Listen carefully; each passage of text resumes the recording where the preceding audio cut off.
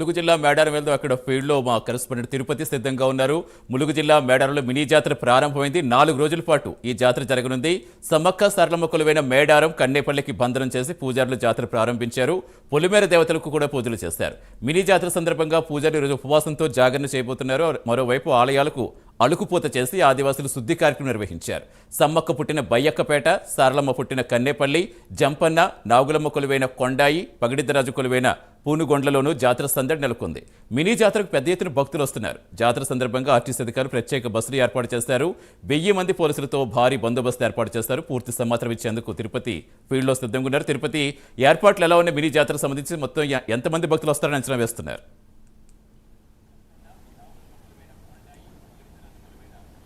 సతీష్, ములుగు జిల్లా తాడ్వాయి మండలం మేడారంలో మినీ మేడారం జాతర అంగరంగ వైభవంగా ప్రారంభమైన పరిస్థితి కనబడుతుంది. ప్రతి 2 ఏళ్లకోసారి మేడారం మహాజాతర కొనసాగుతుంది. ఆ తర్వాత మరుసటి సంవత్సరమే మేడారం మినీ జాతర కొనసాగుతుంది. మినీ మేడారం జాతర ఆనవాయితీగా వస్తున్నటువంటి పరిస్థితి కనబడుతుంది. ఈరోజే ఆదివాసీ గిరిజన సాంప్రదాయాల ప్రకారం అక్కడ ఉన్నటువంటి పూజారులంతా కూడా మండమెలిగే పండుగ నిర్వహించారు. ఈ మండమెలిగే పండుగతోనే మినీ మేడారం జాతర ప్రారంభమైనటువంటి పరిస్థితి కనబడుతుంది. మేడారంలో నుండి సమ్మక్క ఆలయం కావచ్చు, ఇటు కన్నెపల్లిలోని సరళమ్మ కావచ్చు, జంపన్న కావచ్చు, కొండాయి సంబంధించినటువంటి ఆలయాలన్నీ కూడా అలుకుపూతతో శుద్ధి చేసి ఆడపడుచులు కావచ్చు వారి మహిళలంతా కూడా శుద్ధి చేసి ఈ మినీ మేడారం జాతరను అంగరంగ వైభవంగా ప్రారంభించిన పరిస్థితి కనబడుతుంది. ఈ మినీ మేడారం జాతరకు సంబంధించి గత కొద్ది రోజులుగా ములుగు జిల్లా యంత్రాంగం అన్ని ఏర్పాటు చేసిన పరిస్థితి కనబడుతుంది. కలెక్టర్ దివాకర ఆధ్వర్యంలో కావచ్చు, తాడువాయి సంబంధించి మేడారం సంబంధించిన స్థానిక అధికారులు కూడా మినీ మేడారం జాతర సంబంధించి అన్ని ఏర్పాట్లు పూర్తి చేసిన పరిస్థితి కనబడుతుంది. కొంత ఎండాకాలం నేపథ్యంలోనే గద్దెల ప్రాంగణంలో చలవ పందిళ్లు ఏర్పాటు చేసినటువంటి పరిస్థితి కనబడుతుంది. రాష్ట్ర ప్రభుత్వం కూడా చాలా ఫోకస్ ఏర్పాటు చేసి రాష్ట్ర ప్రభుత్వం మినీ మేడారం జాతరకు సంబంధించి కూడా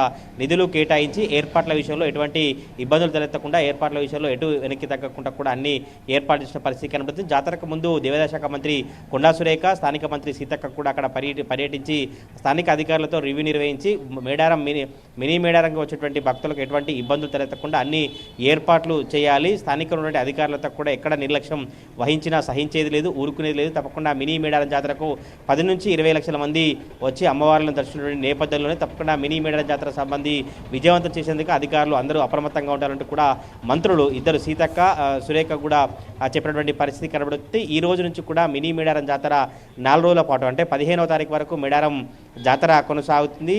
తెలంగాణ రాష్ట్రంతో పాటు మహారాష్ట్ర, ఛత్తీస్గఢ్, ఇతర రాష్ట్రాల నుంచి సంబంధించి కూడా పెద్ద ఎత్తున భక్తులు వచ్చి అమ్మవార్లను దర్శించిన పరిస్థితి కనబడుతుంది.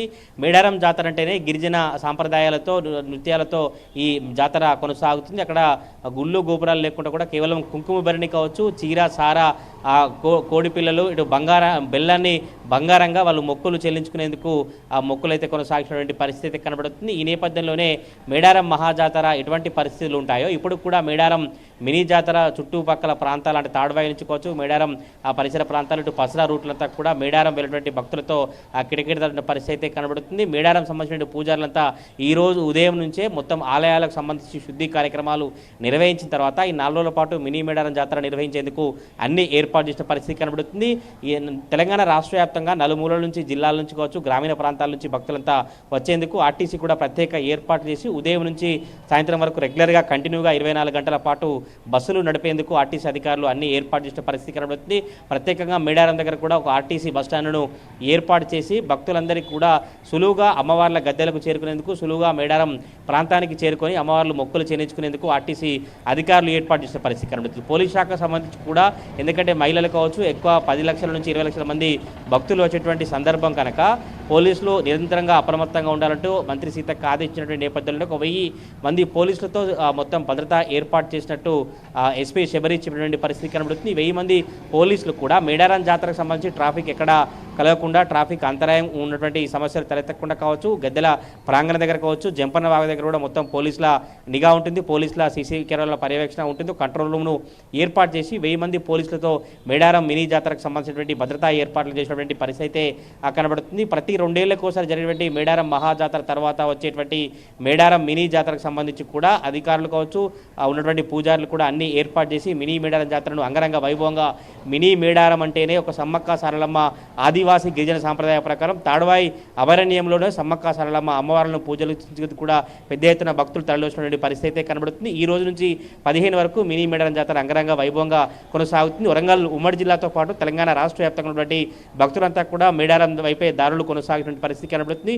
ఈ ఛత్తీస్గఢ్ మహారాష్ట్ర సంబంధించిన భక్తులు కూడా అక్కడికి వచ్చి సమ్మక్క సారలమ్మ అమ్మవార్లను దర్శించినటువంటి పరిస్థితి కనబడుతుంది. ఈ నేపథ్యంలోనే ములుగు జిల్లా యంత్రాంగం అంతా కూడా మినీ మేడారం జాతరకు అన్ని ఏర్పాట్లు పూర్తి చేసిన పరిస్థితి కనబడుతుంది. ఇంకో మరియు 3 రోజుల పాటు కూడా మేడారం మినీ జాతర కొనసాగబోతా ఉంది. సతీష్.